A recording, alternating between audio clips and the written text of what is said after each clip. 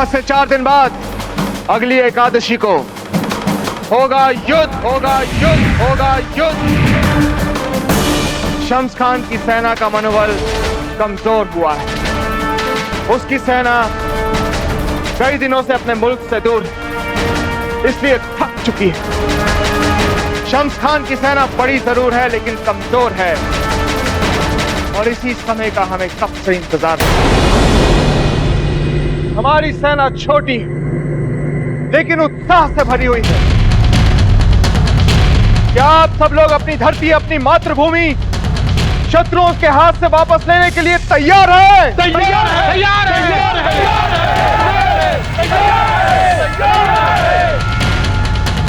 ध्यान रहे, ये योजना गोपनीय है, किसी को भी इसकी खबर न होने पाए। अगर इस योजना की भनक भी बाहर पड़ गई तो हम सबका बलिदान व्यर्थ जा सकता है।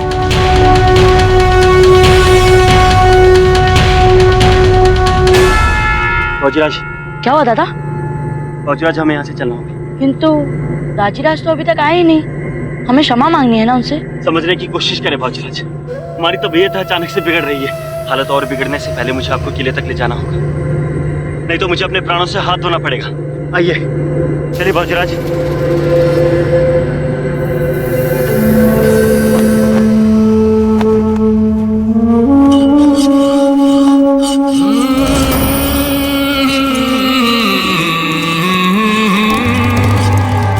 सरदार,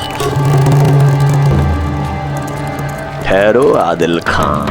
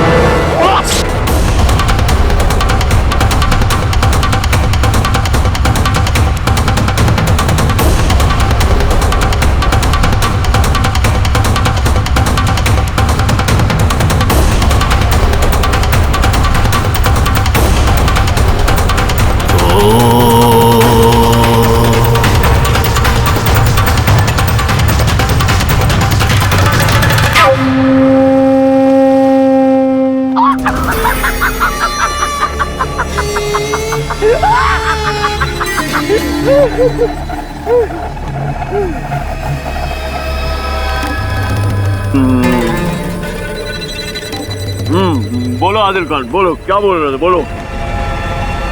आपका अंदाजा सही निकला सरदार।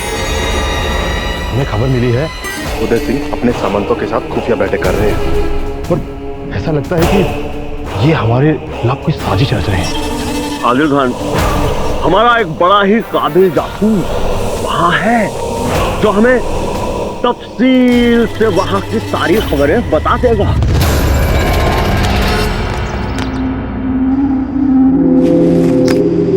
दादा, तबीयत ठीक नहीं है तो पहले राजवैद्य को दिखा ले। नहीं नहीं, इतनी भी खराब नहीं है, अपने आप ठीक हो जाएगी।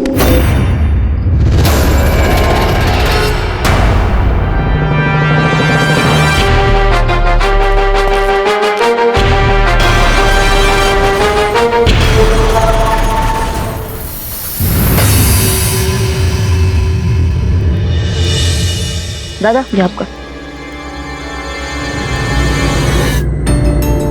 आप चलिए, हम आते हैं।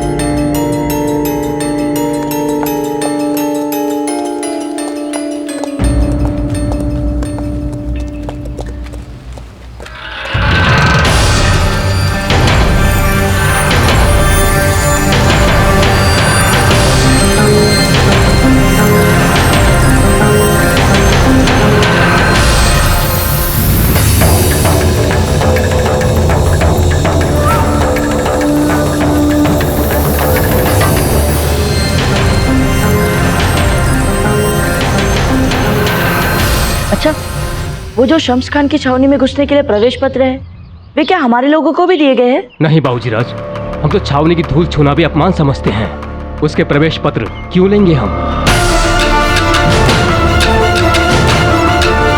फिर शम्स खान का प्रवेश पत्र दादा देवीदास के पास क्यों था?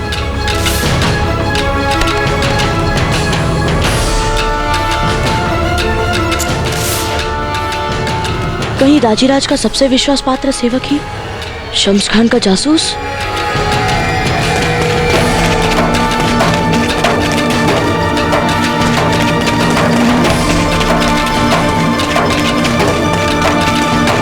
प्रताप, छोटी मासा, अपने मासा को कहीं देखा है? जीजा पूजा में होंगी। क्या हुआ? छोटी मासा, हमने अभी अभी कुछ ऐसा देखा है जिससे हमें लगता है कि अनर्थ होने से पहले हमें उसे रोकना होगा। छोटी मासा। कुंवर जी, पहले सांस तो लीजिए। क्या हुआ? क्या देख लिया आपने? क्या रोकना चाहते हैं, हमें बताइए। हम स्वयं जब तक पूरी तरह से निश्चित ना हो जाए, हम किसी से कुछ नहीं कहेंगे छोटी मासा। लेकिन हमें इस अनहोनी को होने से पहले रोकना होगा छोटी मासा। देखिए कुंवर जी, कुछ भी हो, आपको राणा जी के आने की प्रतीक्षा करनी हो। तब तक तो बहुत देर हो चुकी होगी छोटी मासा। अच्छा ठीक है, जाइए। जो आपकी आत्मा को ठीक लगे कीजिए, हम आपकी राह में नहीं आएंगे। धन्यवाद छोटी मासा।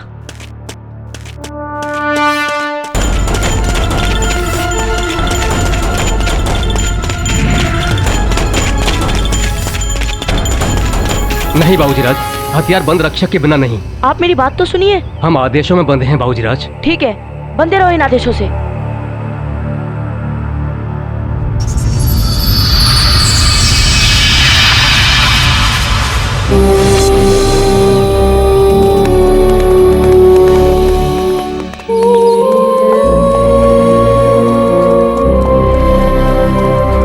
हमें ही कुछ करना होगा।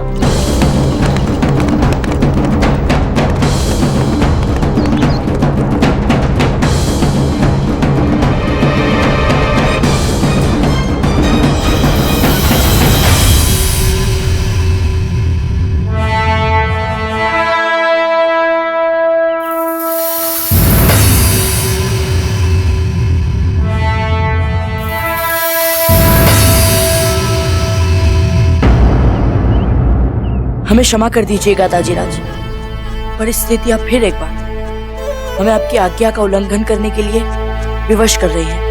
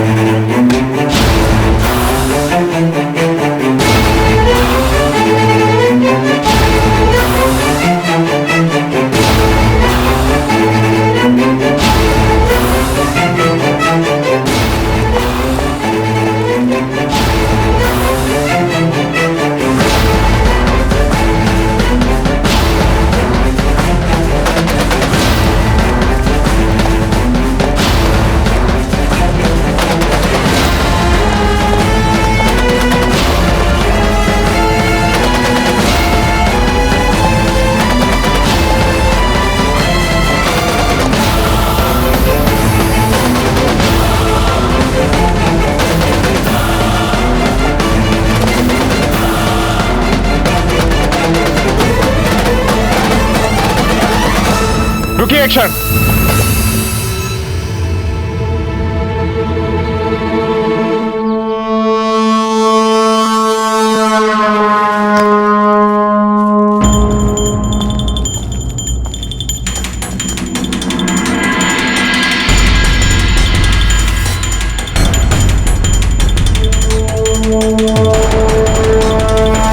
क्या बात है हुक्म? हमें अभी अभी ऐसा लगा जैसे कुंवर प्रताप ने इस किले की दीवार फांदी। नहीं हुक्म, दरबार में जो कुछ हो चुका है उसके बाद बाबूजी राज ऐसा दुस्साहस नहीं करेंगे।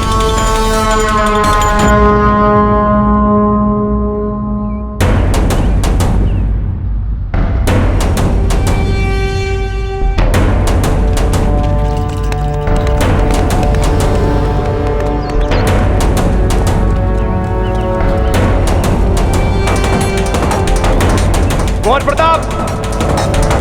कुंवर प्रताप कहाँ हैं आप? कुंवर प्रताप!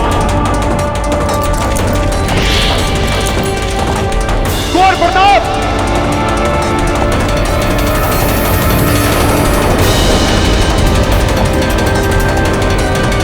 कुंवर प्रताप! कुंवर प्रताप!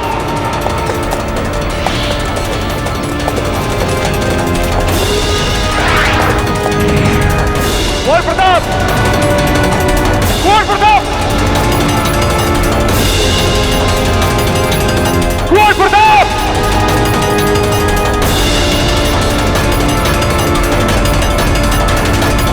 क्या हुआ हुकुम? कहाँ है कुंवर प्रताप? यही कहीं महल में ही खेल रहे होंगे। जी नहीं हुकुम, कुंवर सा महल के बाहर गए हैं।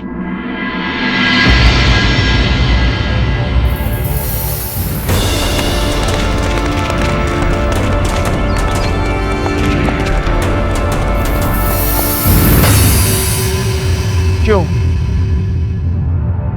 क्यों कुंवर प्रताप को नियंत्रण में रख पाना इतना मुश्किल हो रहा है आप लोगों के लिए? क्यों वो विद्रोही बनते जा रहे हैं? बोलिए, जवाब दीजिए। ना अपने पिता की आज्ञा का मन में सम्मान है और ना ही अपने राजा की आज्ञा का मन में सम्मान है। अब आप खुद ही बताइए कि ऐसी कठिन परिस्थितियों में हम शासन करें तो कैसे, जब हमारा खुद का परिवार हर दिन हमारे नियंत्रण को चुनौती दे रहा हो। हमारे कुंवर प्रताप अनुशासन में रहें, क्या इतना असंभव कार्य है ये?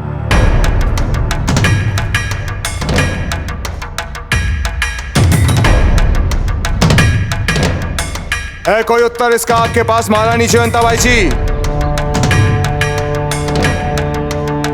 जवाब दीजिए महारानी। क्षमा कीजिए हुकुम, गलती हमारी है।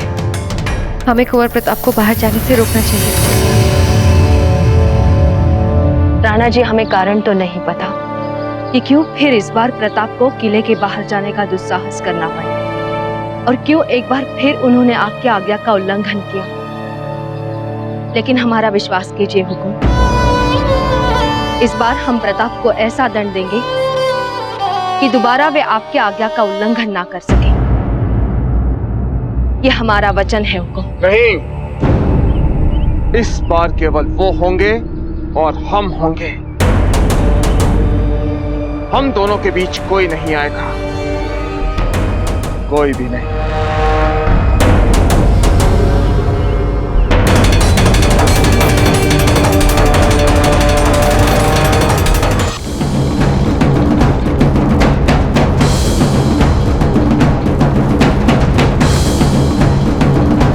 हुक्म, आप महल के बाहर ना जाएं। बाहर बहुत खतरा है। हम है ना, हम ढूंढ कर लाएंगे बाबूजी राज को आपके पास। हट जाइए चुंडा सरदार, इस वक्त कुंवर प्रताप को इस किले में लाना आवश्यक है। छोड़िए। क्षमा कीजिए हुक्म, तो इस वक्त मेवाड़ की स्वतंत्रता के सपने को पूरा करना भी आपके लिए कम आवश्यक नहीं। मान जाइए हुक्म, हम है ना, हम लेकर आएंगे बाबूजी राज को आपके पास। हम आपको वचन देते हैं और आप जानते हैं हुक्म, हमने आज तक जब भी वचन दिया है उसे पूरा भी किया है।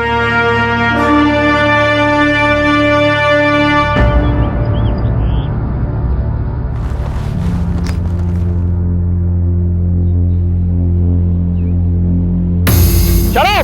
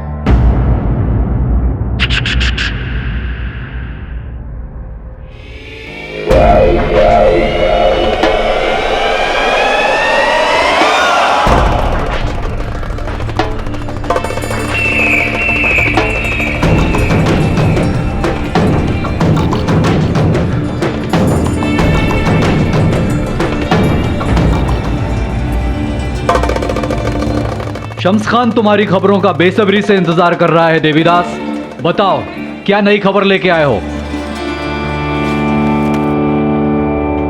खबर तो बहुत बढ़िया है, लेकिन पहले अपना वादा निभाओ।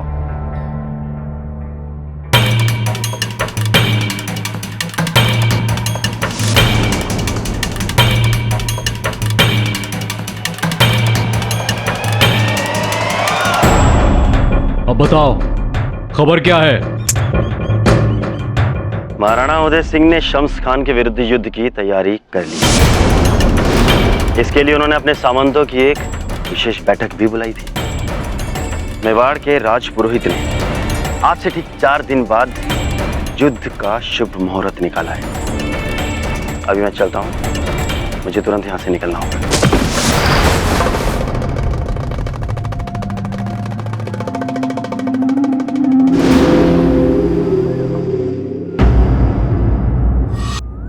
छोड़ो, कोई जंगली जानवर होगा। अब तुम निकलो, लेकिन हाँ, एक बात याद रखना, अगर ये बात झूठी निकली तो शम्स खान तुम्हारे साथ तुम्हारे पूरे खानदान को खत्म कर देगा। पता है।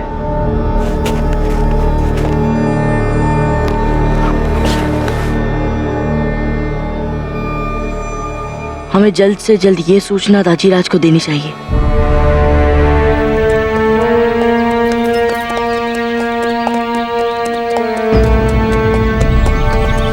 हिम्मत तो देखो उदय सिंह की, हमारी छावनी में हमला करने की सोच रहा है। शायद उसे पता नहीं कि शम्स खान जल्द ही उसका सर काट के उसके कटे हुए सर के साथ खेलेगा। कौन है वहां? हिलना मत, हाथ ऊपर।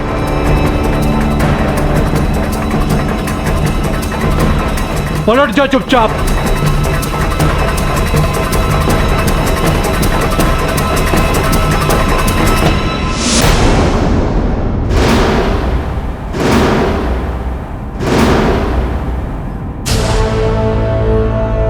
ये तो उदय सिंह का बेटा है, वही जो छावनी में घुस आया था। हाँ, ठीक पहचाना आप लोगों ने।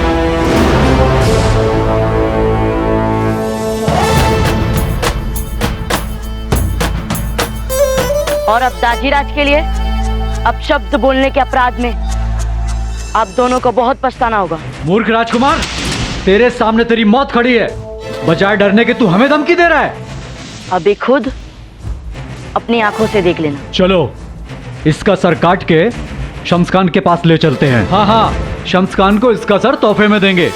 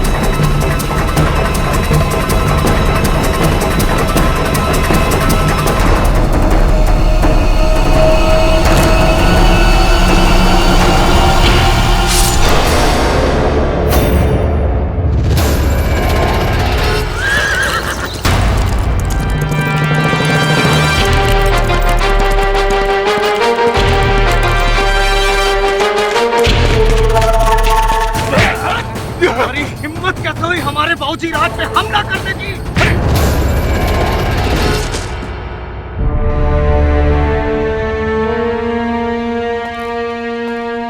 आप ठीक तो हैं बाबूजी राज?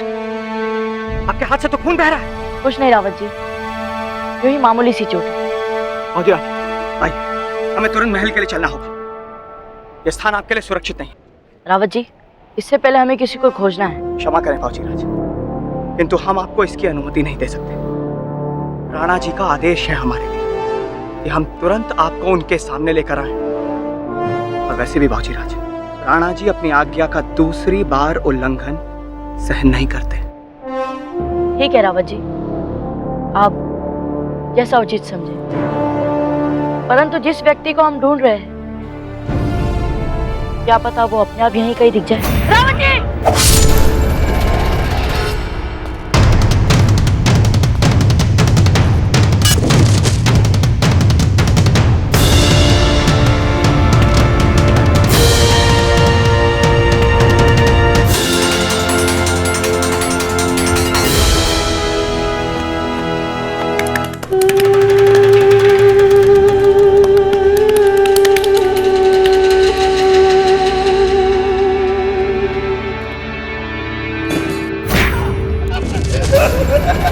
मजा नहीं आ रहा।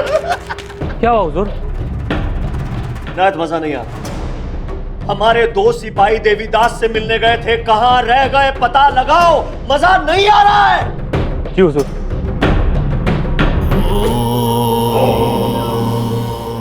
बाबूजी राज, हम ये सवाल 9वीं बार आपसे पूछ रहे हैं। आप जंगल में उन 2 अफगान सिपाहियों के साथ क्या कर रहे थे? हमने कहा ना रावत जी, इसका उत्तर हम यहाँ नहीं देंगे। उचित है, आप ना दें उत्तर हमें, किंतु आप राजकुमार हैं मेवाड़ के। आप इस तरह से अपने जीवन को संकट में नहीं डाल सकते। हमें लगता है कि हमने वहां स्थितियों को संभाल लिया था। परिस्थितियां बिगड़ भी सकती थी बाबूजी राज, खास करके ये देखते हुए कि आपके छावनी में घुसने को लेकर क्या क्या नहीं हो चुका है।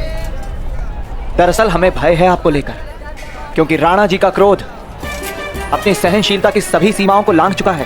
अब तो हमारी ईश्वर से केवल यही प्रार्थना है कि आप अपने किले से भागने को लेकर कोई अच्छी सी कहानी सुनाएं राणा जी को।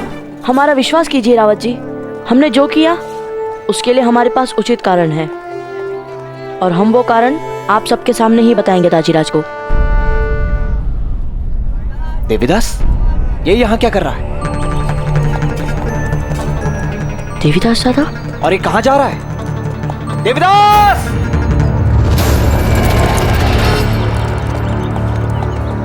देवीदास, तुम यहाँ क्या कर रहे हो? और तुम्हें अंदाजा भी है महल में कितना बड़ा संकट आ गया था, और तुम यहाँ इस तरह घूम रहे हो? जी मैं अपने लिए कुछ औषधियां लेने आया था। मैंने कहा था बाजीराव जी से।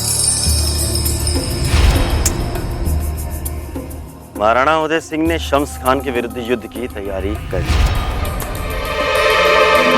हाँ, देवीदास दादा ठीक कह रहे हैं। और बाजीराज, आप यहाँ क्या कर रहे हैं? वो भी किले से बाहर? इन सभी सवालों को भूल जाओ देवीदास, क्योंकि इन्हीं सवालों का जवाब जानने के लिए राणा जी इनका महल में इंतजार कर रहे हैं। और तुम भी अपनी औषधियां लेकर अति शीघ्र महल पहुंचो। राणा जी बहुत ज्यादा क्रोधित हैं। जी, मैं अति शीघ्र ही महल पहुंचता हूं। देवीदास दादा रुकिए। रावत जी, हम देवीदास जी के साथ जाएंगे। बाबूजी राज, किंतु देवीदास दादा, आप हमें अपने घोड़े पे बिठाकर महल तक ले चलिए ना। रावत जी तो बस सवाल पे सवाल पूछ के और दाजीराज के गुस्से का नाम ले लेकर हमें डराए जा रहे हैं। हमें नहीं जाना इनके साथ। किंतु बाबूजी राज, हम तो आपके हित की ही बातें कर रहे हैं। अच्छा रावत जी, राजकुमार होने के नाते क्या हमारा इतना भी अधिकार नहीं कि हम अपनी इच्छा अनुसार महल तक ले जाने वाला चुन सके? हम तो इन्हीं के साथ जाएंगे। चलिए दादा। हाँ, क्यों नहीं। आइए आइए, बैठिए हमारे घोड़े पे, और आप देखिएगा हम आपको इनसे पहले महल पहुंचा देंगे।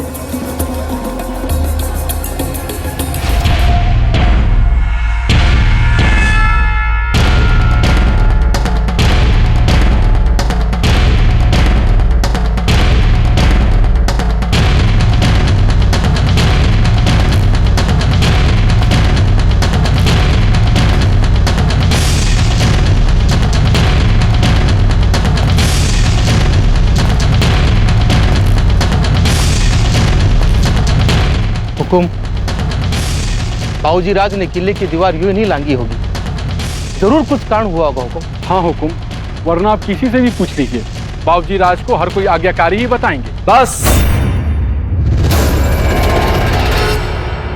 राजभक्ति राज परिवार के अनुशासन इन बच्चों की प्रशंसा में नहीं, मातृभूमि की चिंता में दिखानी चाहिए। हमारा अंधा प्रेम ही हमारे बच्चों को अनुशासनहीन और विद्रोही बनाता है, समझे आप? वैसे इस बार तो हम भी देखना चाहते हैं कि हमारी आज्ञा ना मानने का क्या कारण बताते हैं कुंवर।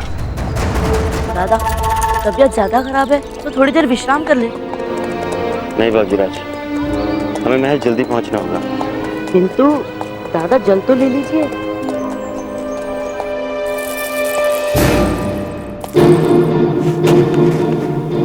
ये लीजिए दादा।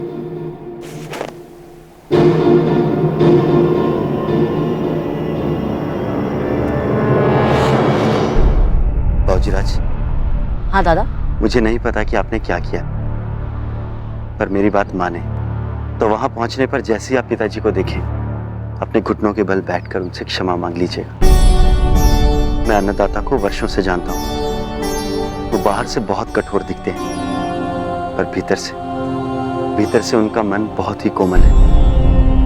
अगर क्रोध में भी कोई उनके सामने अपना अपराध स्वीकार करता है ना, और सच्चे मन से उनसे क्षमा मांगता है, तो वे क्षमा करना भी जानते हैं। आपकी सारी बातें सही है दादा, परंतु हमारी मासा कहती है कि यदि दाजीराज के सामने देश या देश की सुरक्षा से जुड़ा कोई अपराध आता है, तो फिर वे कठोरता से नियमों का पालन करते हैं। फिर वे न अपना देखते हैं और ना ही पराया दादा। फिर वे केवल न्याय पर ही ध्यान देते हैं। आप घबराइए ना कुंवर साहब, आपके खेलकूद में ना तो देश आता है और ना ही देश की सुरक्षा। इसलिए आपको हुक्म के क्रोध से बचाने के लिए मुझे कुछ भी करना पड़ेगा, मैं वो करूंगा। एक लिंगी जी सब ठीक करेंगे। अब डरिए मत, मैं आपके साथ हूं। मैं आपको कुछ भी नहीं होने दूंगा, कुछ भी नहीं।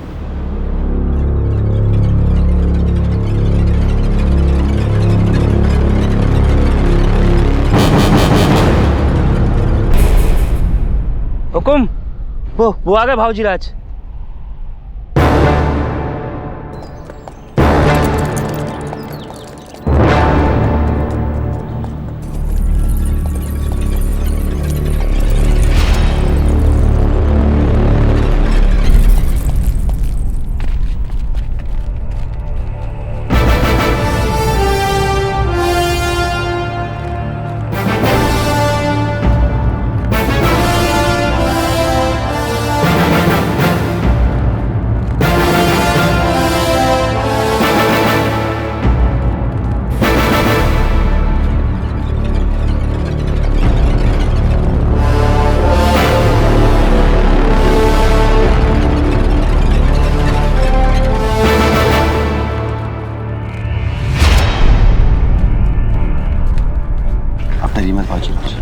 लेकिन राणा जी का गुस्सा जब तक शांत हो जाए, पलटकर जवाब में पूछिएगा। देवीदास जी, आप हमारे और कुंवर प्रताप के बीच से हट जाइए।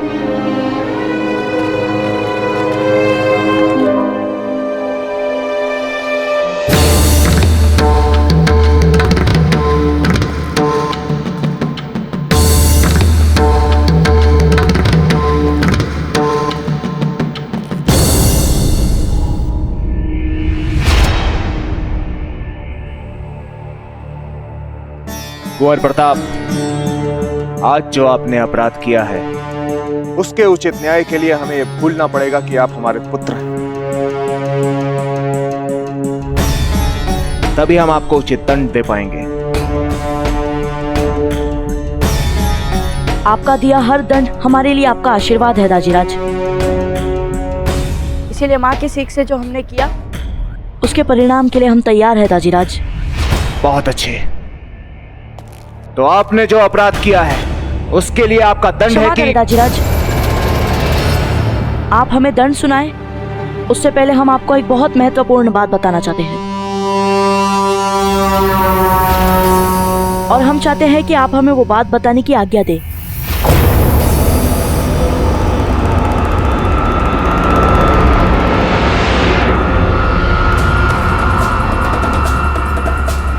बोलिए, क्या बात है? हम आपको वो बात बताएं इससे पहले दाजीराज आप यह निश्चित कर ले कि यहाँ जो कोई उपस्थित है आप उन पर सचमुच भरोसा कर सके।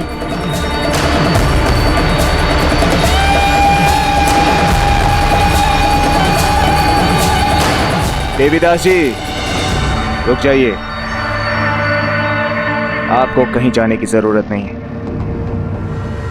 आप तो हमारा साया है, हम आप पर कैसे संदेह कर सकते हैं? और वैसे हम तो यह कहेंगे कि यहां पर जितने भी लोग मौजूद हैं उन पर हमें पूरा विश्वास है। इसलिए कुंवर प्रताप को अगर कुछ कहना है तो खुलकर कहें, सबके सामने कहें।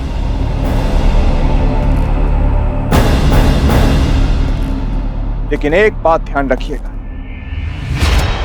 एक अपराध तो आज आप कर चुके हैं, इस किले से भागने का। ध्यान रहे, दूसरी बड़ी गलती नहीं होनी चाहिए। बताइए, कौन सी ऐसी महत्वपूर्ण बात है जो आप हमें बताना चाहते हैं? उस महत्वपूर्ण बात को बताने से पहले हम आपको ये बता दें कि यहाँ हमारे बीच एक देशद्रोही उपस्थित है। क्या?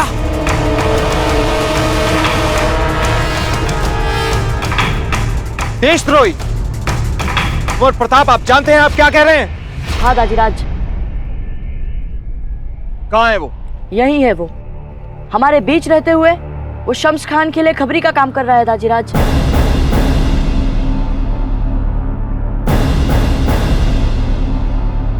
वो यहाँ की हर महत्वपूर्ण बातें शत्रुओं तक पहुंचाता है।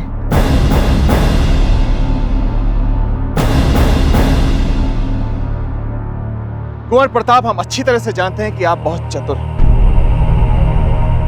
लेकिन अगर आप इस चतुराई का प्रयोग दंड से बचने के लिए कर रहे हैं, बहुत बुरा कर रहे हैं। हमारा विश्वास करें दाजीराज, हम उस देशद्रोही को यहीं आपके सामने उजागर कर सकते हैं। वो यही है सब। बस कुंवर प्रताप, बस।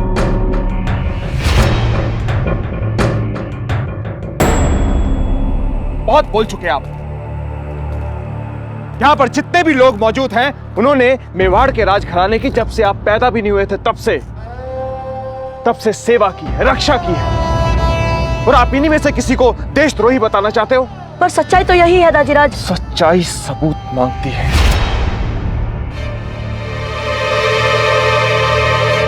और बिना ठोस सबूत के ना तो हम किसी पर उंगली उठाएंगे और ना ही किसी और को उठाने देंगे। अगर सबूत ना होता तो हम आपके सामने इतनी बड़ी बात बोल ही नहीं पाते दाजीराज।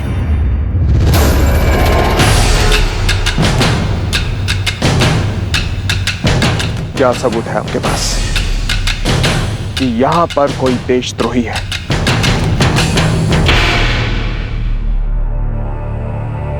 सबूत है दाजीराज, और सबसे पहला सबूत है कि जो महत्वपूर्ण जानकारियां जो सिर्फ और सिर्फ आपके विश्वास पात्र सामंतों को ही पता है, वो जानकारियां हम भी आपको दे सकते हैं। आज से ठीक 4 दिन बाद आप शम्स खान के विरुद्ध युद्ध की घोषणा करने वाले हैं।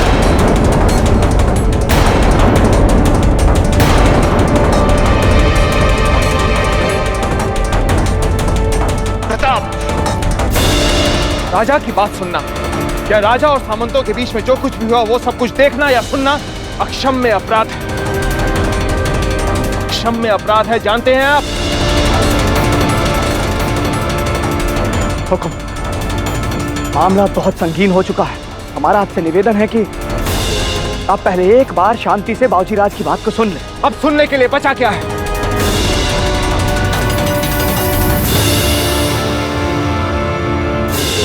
नाम बताइए उस देशद्रोही का। वो आपका सबसे विश्वास पात्र सेवक है दाजीराज, जो कई वर्षों से आपका साया बनके आपकी सेवा कर रहा है।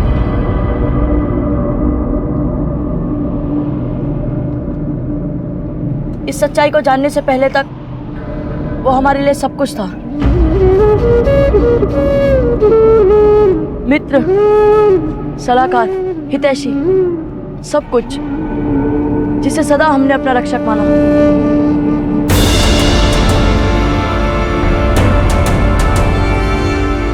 नहीं अन्नदाता, नहीं।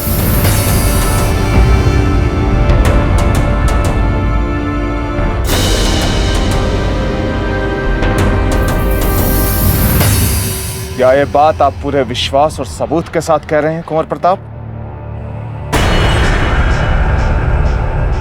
हाँ दाजीराज, हमने खुद अपनी आंखों से इन्हें जंगलों में 2 अफगान सैनिकों से सोने की अशर्फियां लेते हुए देखा और आपकी बैठक की सारी गुप्त बातें उन्हें बताते हुए सुना।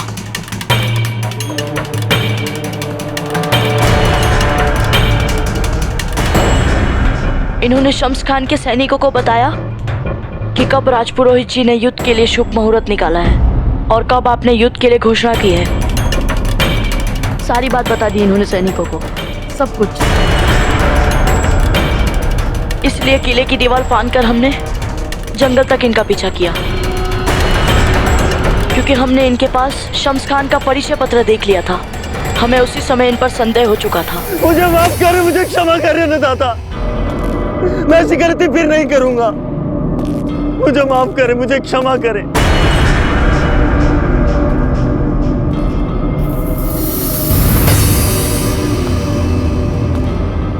मुझे माफ कर दे अन्नदाता, मुझे माफ कर दे। रावत जी, मेवाड़ के देशद्रोहियों को जो दंड दिया जाता है, हम आपको वही दंड देने की अनुमति देते हैं। जाइए। हुक्म।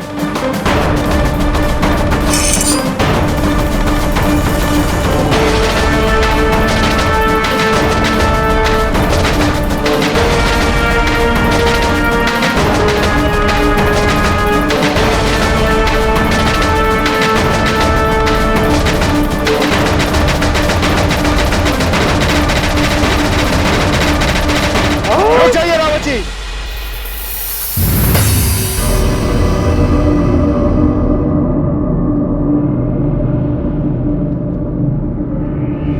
देखिए उस तरफ कुंवर प्रताप, सच का सामना कीजिए। हमने कहा गर्दन घुमाइए कुंवर प्रताप और सच्चाई का सामना कीजिए। हमें मृत्यु की आंखों में आंख डाल के उसे हराने का अभ्यास होना चाहिए। राजपूत राजकुमार बहते लहू को देखकर अपनी नजरें नहीं फेरते। देखिए उधर कुंवर प्रताप, हम ये आदेश दे रहे हैं आपको, देखिए।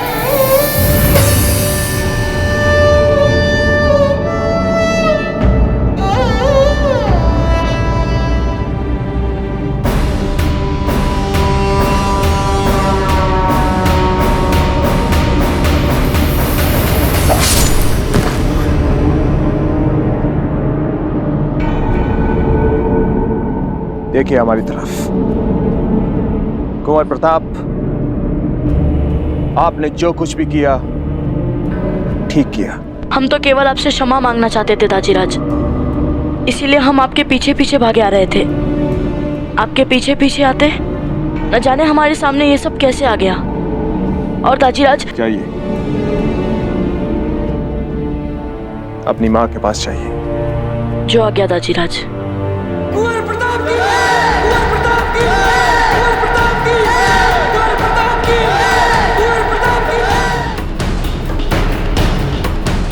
हुक्म। बाबूजी राज ने आज ये सिद्ध कर दिया है कि वो इस मेवाड़ राजघराने के अद्वितीय रत्न हैं। हमने स्वयं अपनी आंखों से उन्हें जंगल में अफगान सैनिकों को परास्त करते हुए देखा है। जब हम वहां पहुंचे तो उससे पहले ही बाबूजी राज उन अफगान सैनिकों को परास्त कर चुके थे। हमने तो बस बचा हुआ काम निपटाया। रावत जी, क्या आपने अफगान सैनिकों के पार्थिव शरीर को सम्मान दिया? जी हुक्म। हमने उन अफगान सैनिकों के संस्कारों के हिसाब से उनके पार्थिव शरीर का सम्मान के साथ अंतिम संस्कार किया। हुक्म। प्रताप कोई साधारण राजकुमार नहीं है, वो तो आने वाले भविष्य के एक महान योद्धा दिख रहे हैं। आपने बिल्कुल ठीक कहा रावत जी। ऐसे उत्तराधिकारी का सपना तो हर राजा देखता है, लेकिन ऐसे कुंवर सिर्फ उन्हीं को प्राप्त होते हैं जिन पर नियति का आशीर्वाद हो।